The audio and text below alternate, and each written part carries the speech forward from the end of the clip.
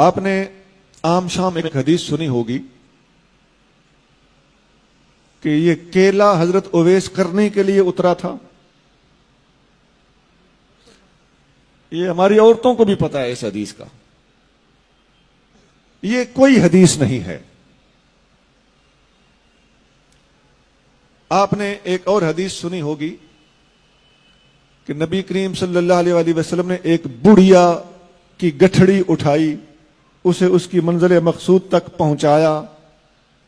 اس بڑھیا نے پھر دعا دی, بیٹا کہنے لگی کہ محمد سے بچ کے رہنا, وہ جادو کرتے ہیں معاذ اللہ. حضور نے فرمایا وہ جسے تم یہ کہہ رہی ہو میں وہی ہوں. اس پر شاعری بھی کی ہوئی ہے لوگوں نے. یہ کوئی حدیث نہیں ہے. وہ کوڑا پھینکنے والی بوڑھیا کی عورت حدیث آپ نے سنی پڑی ہوگی. ہم نے اس کا کہیں وجود نہیں دیکھا. وہ حضرت بلال حبشی نے صبح کی اذان نہ دی تو سورج نہ نکلا.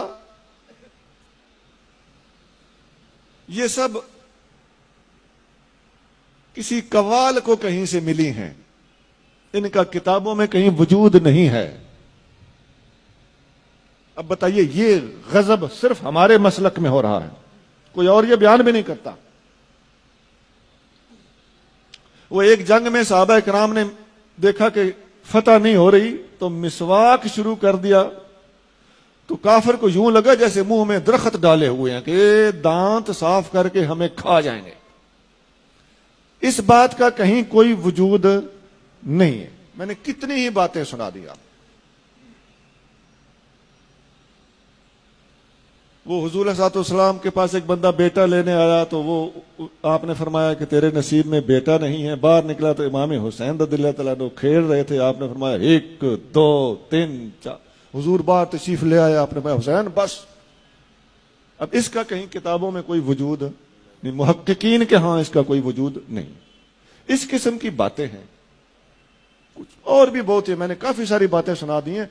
ایسی حدیثیں ہمارے ہاں ہمارے اہل سنت کے حلقوں میں, خاص طور سے عوامی حلقوں میں اور خواتین میں, اور خاص طور سے یہ جو ہم الحمدللہ معجزات کرامات کے سب سے زیادہ چونکہ ماننے والے ہم ہی ہیں, ہماری اس محبت عقیدت اور صحیح العقیدگی سے ناجائز فائدہ اٹھاتے ہوئے لوگوں نے اس قسم کی باتیں بھی ہمارے اندر داخل کر دی.